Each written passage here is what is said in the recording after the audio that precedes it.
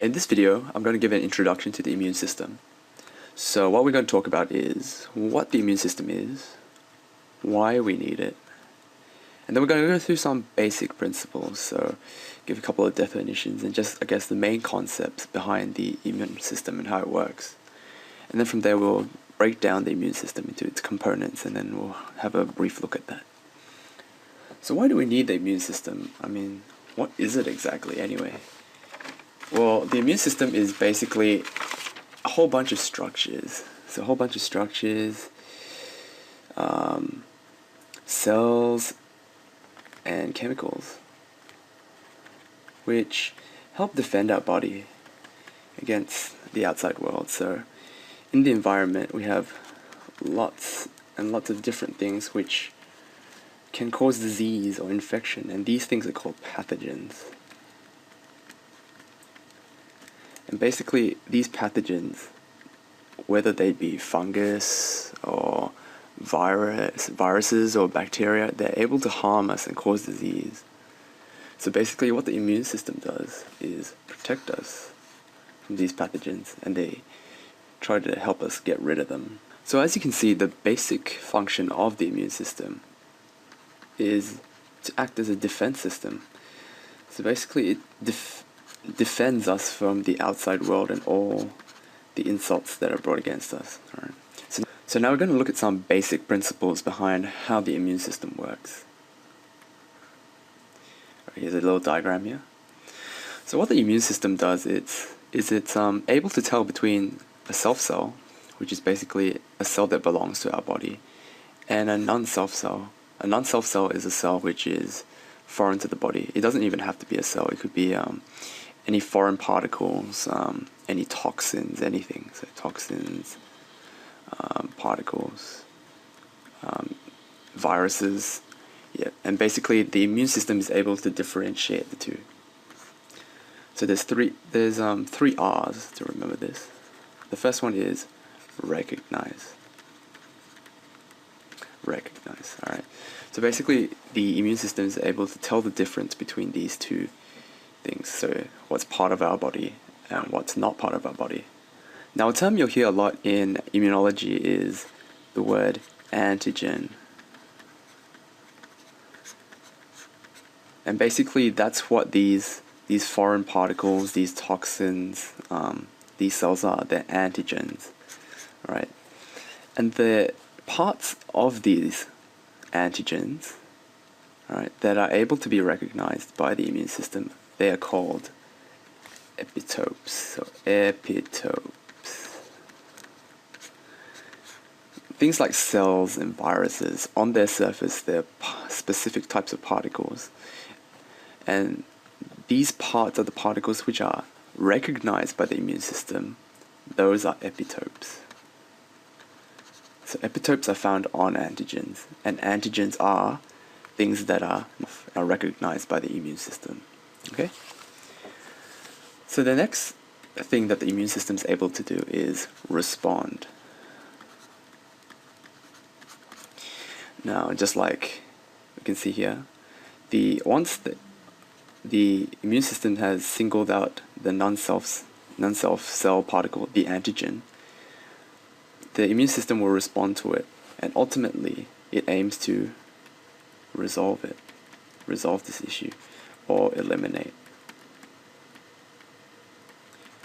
And it can do this in a number of ways. There's a whole bunch of processes which the immune system uses to eliminate or resolve the fact that it has a non-self particle or cell in the body. Now, I know so far all I've talked about seem to be about infections or toxins and foreign particles getting into us. But the immune system is also important for things like allergies, organ transplants. So organ transplants. They're also and the immune system is also important in things like vaccines. So in order for vaccines to work, you must have a competent immune system. And also autoimmune diseases.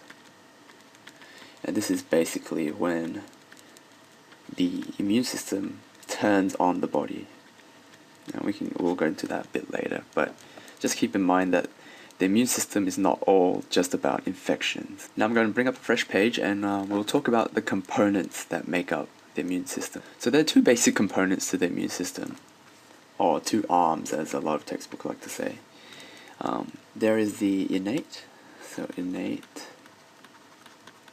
and there's also the adaptive.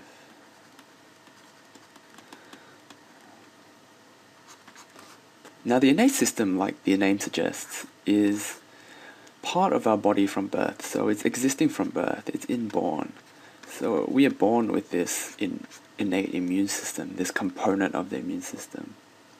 Now it's also known as the non-specific component of the immune system.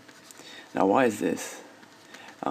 It's because it reacts in a generic way to all types of pathogens that get into our body, so all different types of antigens. It will work in a generic way. Right? It responds in a generic way. And the thing about this generic response is that it doesn't give long-lasting immunity. So there's no long-lasting immunity.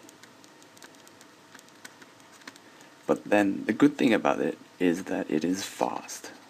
It works pretty much immediately. On the other hand, we have the adaptive immune system. Now, the adaptive immune system, unlike the innate immune system, is a bit slower.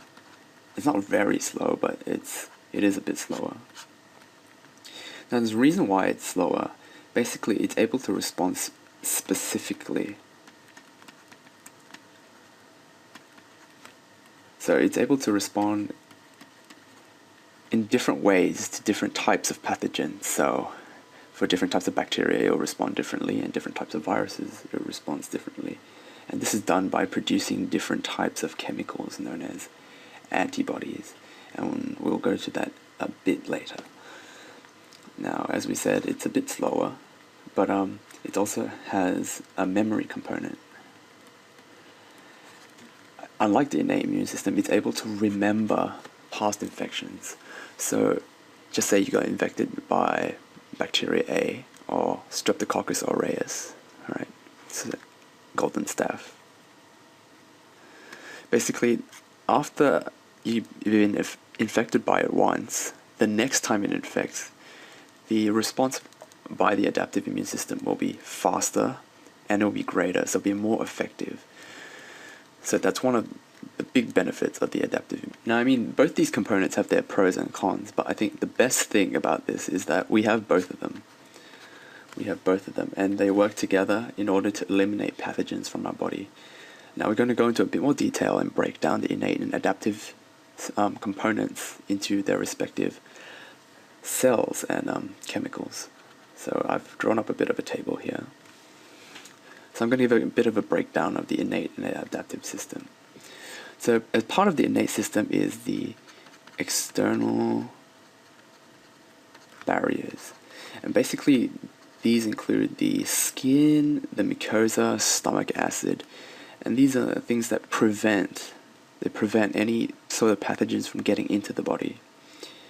But once the pathogen manages to get into the body, whether by a cut or you swallow it, there are two parts to the innate immune system that protect us. So the innate and the adaptive can be divided into two parts. They are the cellular and the humoral. The cellular obviously pertains to cells, whereas the humoral refers to any substances in the bodily fluids, and this can include blood, urine, lymph, etc. Alright, that's humoral. So types of cells that are included in the innate immune system are macrophages, and neutrophils. And macrophages and neutrophils come under what are known as phagocytes. Now we'll go to that in a bit more detail when we talk about these cells individually. Also part of the cellular component of the innate immune system are NK cells. And NK basically stands for natural killer. They sound pretty vicious, but yeah, we'll go into that a bit more detail later as well. And then there's also dendritic cells. Part of the chemical side of the innate immune system, there's complement. So the complement system. And basically what the complement system is a whole bunch of proteins which are named C1 to C9. And basically what they do is they, through a series of reactions, are able to launch an antimicrobial or anti-pathogen defense to protect the body. Alright, so we'll go into this a bit more detail later. I'm just giving you a bit of a overview at the moment. Then there's the cytokines. Now, cytokines are basically chemical messengers, and they're used by cells, or these macrophages, neutrophils, NK cells, and basically they're used by them to communicate with each other. And then there's also acute phase proteins. And acute phase proteins are proteins which are produced during acute inflammation. So when you get a cut or something, these are one of the first things to be produced in your body, and they circulate in the blood, and basically they help the entire immune system. And we'll talk a bit about that later too. Now, the adaptive immune system can also be broken up into two parts, the cellular and the humoral. The cells that are involved in the adaptive immune system include T cells, which you may have heard of before, T cells. And they have subcategories, so there's T helper, and there's T cytotoxic. We'll talk a bit more about these later. But the other cell that's important in the adaptive immune system is the B cell. Now, T and B cells are named because, well, they're named in relation to where they are mature. So the T cells mature in the thymus. That's what they call them, T cells, and the B cells mature in the bone marrow. That's why they're called B cells, just if that helps you remember. Now there's one more cell that's part of the adaptive immune system, and they're called follicular dendritic cells. Now, they sound similar to these dendritic cells over here, but don't get confused between them. They look the same, so they look a bit like they have these processes coming out of them, so they look a bit like dendrites. But they may look the same, but they're not at all. They're quite different. And the last bit, the humoral side of the adaptive immune system is made up of antibodies. Now, antibodies you may have heard of before as well. They're really important in things like allergies and vaccines. And we'll go into a bit more detail later when we talk about B cells. Alright. Now I've given you a bit of a breakdown of the main parts of the innate and the adaptive immune system.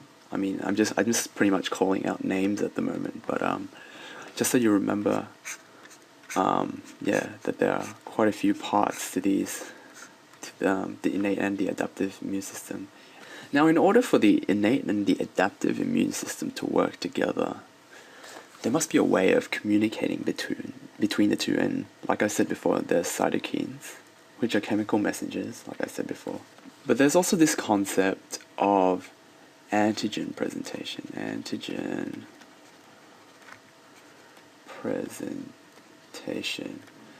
Now, like I said before, an antigen is a particle that can be picked up by the immune system, and basically it's presented by the innate system to the adaptive system, and basically that's its way of communicating between the two of them. Now, it's a bit more complicated than that, but that's the basic idea. Okay, now just to summarize, I'll bring up a new page.